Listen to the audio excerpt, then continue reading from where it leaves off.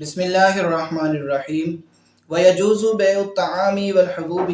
مُقَایَلَةً وَمُجَازَفَةً۔ عزیز طلبہ، آج کے ہمارے سبق میں یہ بیان کیا جائے گا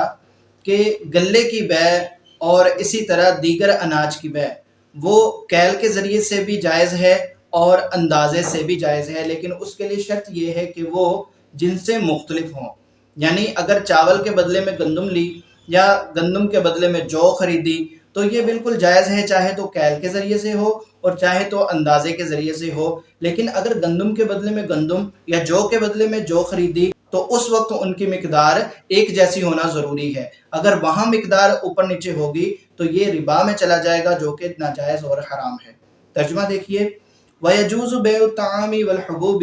اور جائز ہے گلے کی اور اناج کی بیع مقایلتاً و مجازفتاً، کیل کے ذریعے سے اور اندازے سے۔ وَهَذَا إِذَا بَاعَهُ بِخِلَافِ جِنسِهِ، اور یہ حکم اس وقت ہے کہ جب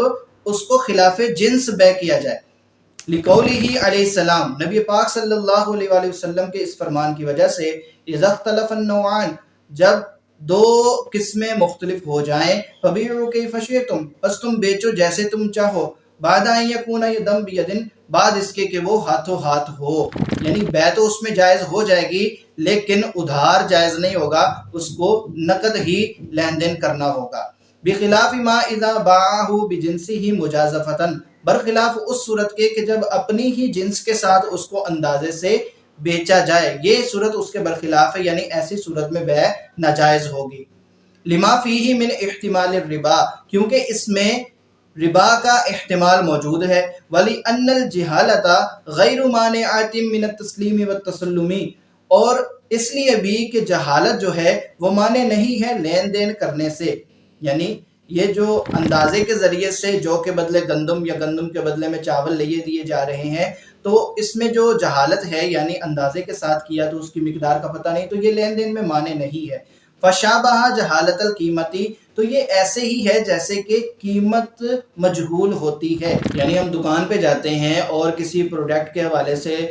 دکاندار سے بات چیت کرتے ہیں، اس کی قیمت کے بارے میں گفتگو ہوتی ہے، تو پھر ایک اماؤنٹ طے ہو جاتی ہے جو کہ دکاندار کہتا ہے کہ اس کے بدلے میں تمہیں یہ چیز دے دوں گا۔ اب یہ جو لین دین میں یہ قیمت طے ہوتی ہے اس کو کہا جاتا ہے ثمن، اور وہ جو اس کی مارکیٹ پرائس ہوتی ہے اس کو کہا جاتا ہے قیمت۔ اب قیمت کا گاہک کو نہیں پتا ہوتا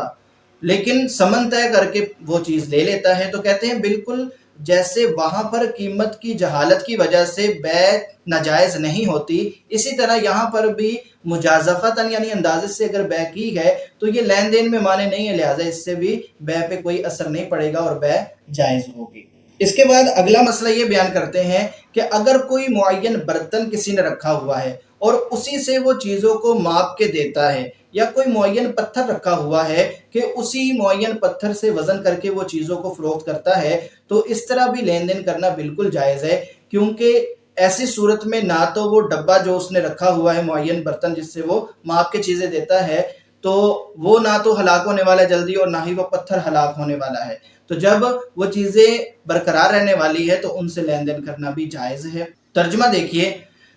قال وَيَجُوزُ بِإِنَاءٍ بِعَيْنِهِ، فرمایا کہ جائز ہے کسی معین برتن کے ساتھ، لا يعرف مقدارہ، جس کی مقدار کا بھی پتہ نہیں ہے، وَبِوَزْنِ حَجَرٍ بِعَيْنِهِ، اور معین پتھر کے وزن کے ساتھ، لا يعرف مقدارہ، جس کی مقدار کا پتہ نہیں ہے۔ کیوں؟ کہتے ہیں لِأَنَّ الْجِهَالَةَ لَا تُفْضِي إِلَى الْمُنَازَعَةِ، اس لیے کہ یہاں پر جو جہالت ہے وہ جھگڑے کی طرف نہیں لے کے جاتی، لِمَا أَنَّهُ يَتَعَجَّلُ فِيهِ التَّسْلِيمُ، اس لیے کہ اس میں سپرد کرنے میں جلدی پائی جاتی ہے، فَيَنْظُرُ هَلَاكُهُ قَبْلَهُ، اور سپرد کرنے سے پہلے اس کا ہلاک ہونا بھی نادر ہے۔ ایسا نہیں ہے کہ اس ڈبے کے ساتھ پیمائش کر لی، اب وہ مبی سپرد کرنے سے پہلے وہ ڈبہ کہیں غائب ہو جائے، تو ایسا نہیں ہو سکتا، وہ وہیں پہ رہے گا۔ اور دوسری صورت یہ ہے کہ کسی معین پتھر کے ساتھ وزن کر کے بیع کر لی، اب جب مبی کو سپرد کرنے کی باری آئی تو وہ پتھر کہیں غائب ہو گیا، تو ایسا بھی نادر الوقوع ہے، ایسا عموماً نہیں ہوتا۔ لیکن آگے فرماتے ہیں بخلاف السلم، بیع سلم میں اس کے برعکس ہوتا ہے، کیونکہ وہاں پر پیسے پہلے ادا کیے جاتے ہیں، مبی کافی دیر بعد اس کو ملتی ہے، تو لہٰذا وہاں پر امکان ہے کہ یہ پتھر کہیں آگے پیچھے ہو جائے یا وہ برتن کہیں آگے پیچھے ہو جائے جو معین رکھا ہے